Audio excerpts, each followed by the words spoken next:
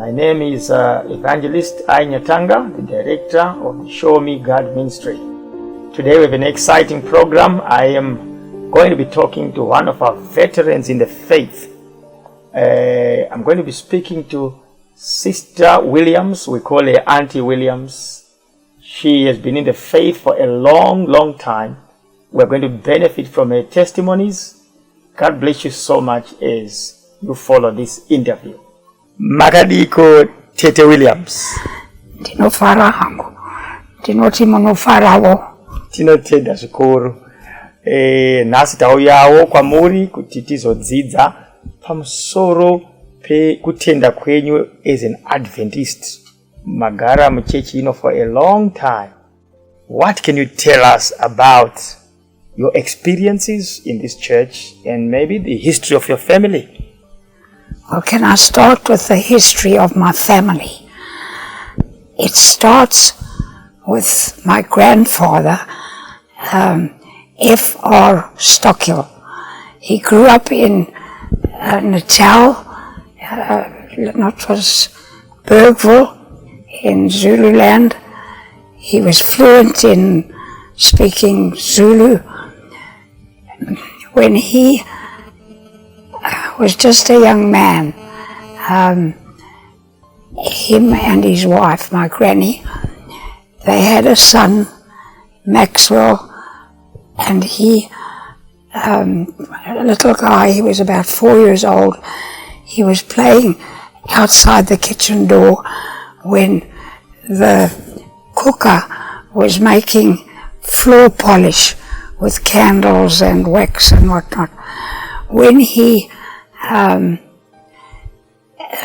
was trying to take it off, the wax caught alight, and he ran out the kitchen door and threw the whole bucket of flaming wax, and it landed all over my uncle, this little child. So when Granny and Grandpa realized, they took him to the hospital, but he didn't survive. He died. Now after that, my Gran and Grandpa, they wanted to find out more about what happens to people when they die. They were Methodists.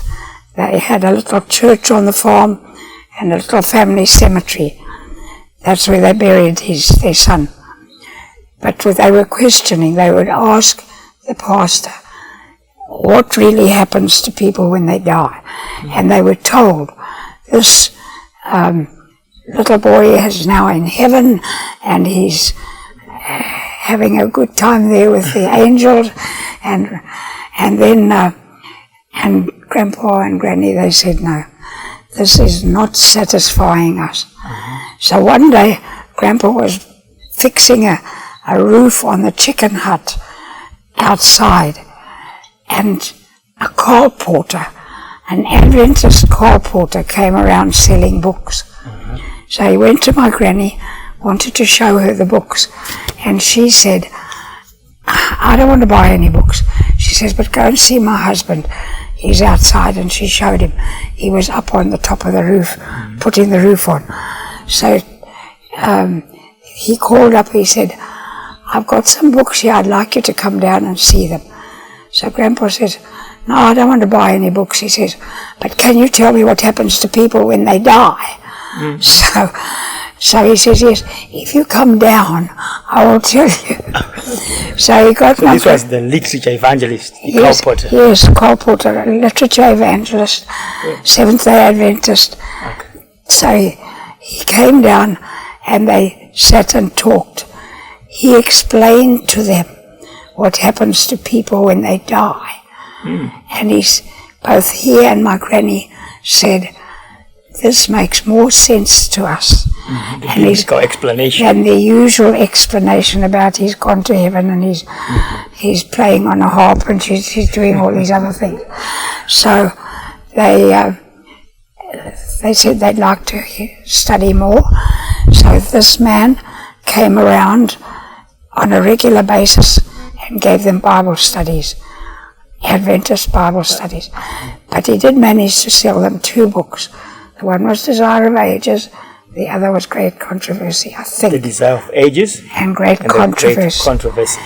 It was either the Great Controversy or Daniel and Revelation by Uriah Smith. Uriah Smith. Yes. Right. So anyway, Grandpa gave Granny one of the books and he took the other. They agreed that they would read them through. They would not discuss anything until they had been through the whole lot. Well, when they had finished reading, Grandpa said to my Granny, well, what did you think of your book? So she said, I don't know, but she says, I know one thing, we're keeping the wrong day. Okay, so Sunday. Yeah, so my grandfather said, funny about that, he says, I'll come to the same conclusion. Oh, interesting. So, God was working, yeah? Yes. So after a series of Bible studies, they were converted to Adventist teachings. Really? And they became members of the Pietermaritzburg Church. Soon after they were accepted, they decided they had a call to go into mission service. Really? So Grandpa had to go back to his father because he was the oldest son, and their inheritance was he was going to take over the family farm. And my Granny was the oldest in her family. She also was due to receive as her inheritance the family farm on her side. When they found out that they had changed their religion from Methodist to Adventist, and they were thinking of going into mission service, he said, that's it. You've lost them. You've lost everything. You will not get anything in your inheritance. For changing your faith. For changing your faith. So, same thing happened to Granny.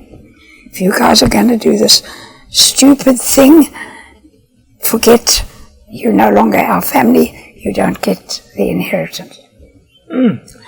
So that's why I'm calling this story a heritage of faith. When my grandfather and Granny died, they left us nothing of worldly goods, but they left us with a heritage of faith, a faith so strong that, it's kept me going all my life. And many of the members of our family are still carrying on that heritage of faith. My brother did a lot of mission work in his own days. My father was not a missionary as such. He was a farmer, but he always, he used to preach in the local church. He was an elder. He had a church built and a school built, and he paid for the pastor and the teachers, and we had a little clinic which my dad had constructed and employed a nurse to run for the people in that area, in the community. I'm very surprised with what you said. He was a missionary in his own right, not in the same sense of going out and preaching, but being on the farm, benefiting the people in the community. Yes. I'm so touched what you say, that it took the death of a little boy for God to call your grandpa and into the mission work. Yes. Hey, how God works. That he worked. Well, my grandpa himself, when he was spoken to about that, just used to say, God works in mysterious ways, his wonders to perform. Because he takes things like that and turns a whole family, their whole life history changes in a situation like that. So anyway, I don't want to continue with that. From there, they came up to Zimbabwe. From South Africa? From South Africa. When was that? Do you remember the year? The year they came up was 1915. In 1915? Yes. That was the year that Sister White died. Like your memory? Yeah, so anyway, they came up on the train, and then they travelled mostly in ox wagon and so on. It was him, his wife, my granny, and 5, well, the youngest one was born up here, but they had the 4 children came up. That's what he brought up here to this country. So when they came across from South Africa to Zimbabwe, what was their purpose of coming here? As a missionary. Missionary. They came for God's work. They were called into mission service, and they came up. So from then, Grandpa was, he worked, first of all, they were at Salusi, the mission there. Yes. And there's lots of stories from there. I can't tell all the stories details, now. But he was the mission director for a while. And then there was the rebellion, and they had to leave the mission, and all the children at the school where they had started a school, and they had an orphanage and so on, they had to take them into Bulawayo. And yes, and they continued for a while. There was a Pa, he became a very well known and well respected pastor, Pastor Chuma. He was, but when they started at Salusi, he was just one of the orphan boys, and he went to school there. But when the rebellion took place and they had to move everybody off, he had just recently got married. It was just a young man. He and his wife stayed behind on the mission to take care of all the equipment and to guard the mission while everybody was away. So after a few years they came back. In those days there was Elder W.H. Anderson, that Anderson School is named after, and there was Elder W.E. Straw, worked a lot with my grandfather. There were local workers, Elder H.M. Sparrow, there was Elder Tar. They all were workers in that area. Then, after they opened Salusi again, Elder Sparrow took over there, and my grandfather was put in as a Zambezi Union president, and he was there for a while. But then the Great Depression of, I think it was around about 1932, 33, 30. There was the Great Depression when all the stock markets crashed, and everybody talks about the Depression when they had to learn to eat. This was just before the Second World War? Yeah. So then Grandpa had to, they cut his salary, and he had to work to keep himself and his wife, but he wouldn't give up on his mission service.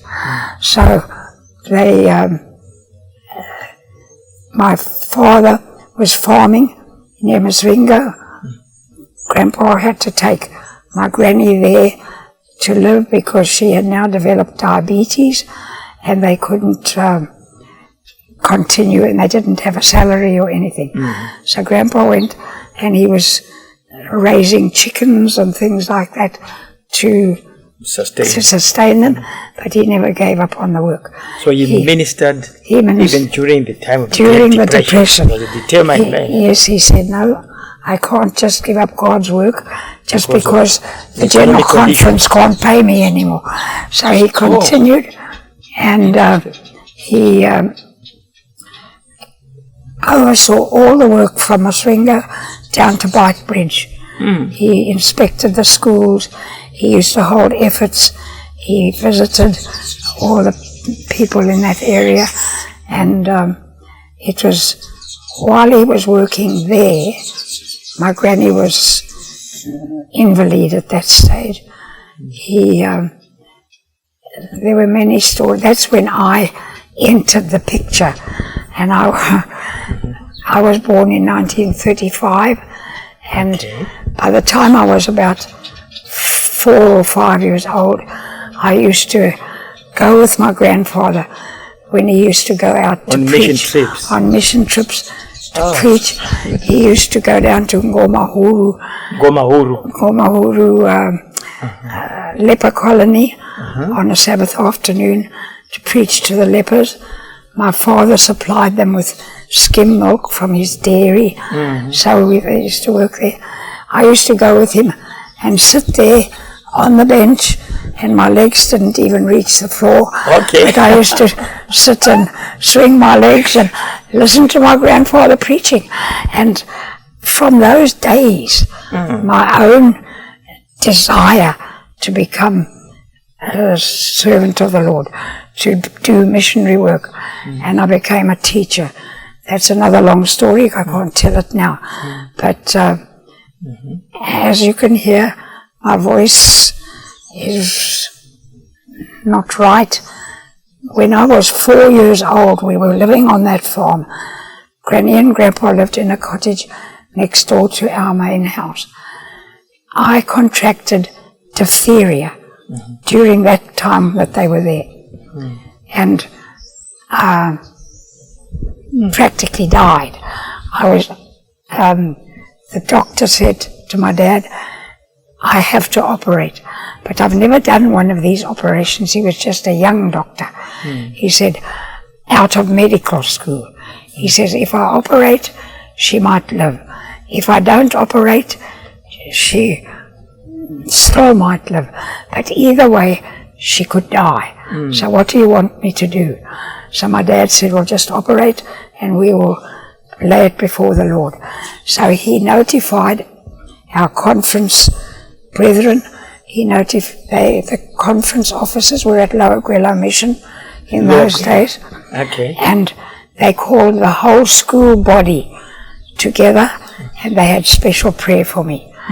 Meanwhile, back at the hospital, the doctor says, I died. My heart stopped beating. There was no breath, nothing more that he could do. And he was giving up. And he said to the Lord, Lord, I can't do any more for this child. She's gone. But if you want her to live, you can raise her. And he says, my heart started beating. Wonderful miracle, isn't it? It was a miracle. I shouldn't be here today, but by God's grace, in answer to the prayers of faith of all God's people at that time in Zimbabwe, plus my family, they were all praying. My grandfather led out in the prayers, and they prayed that my life would be spared.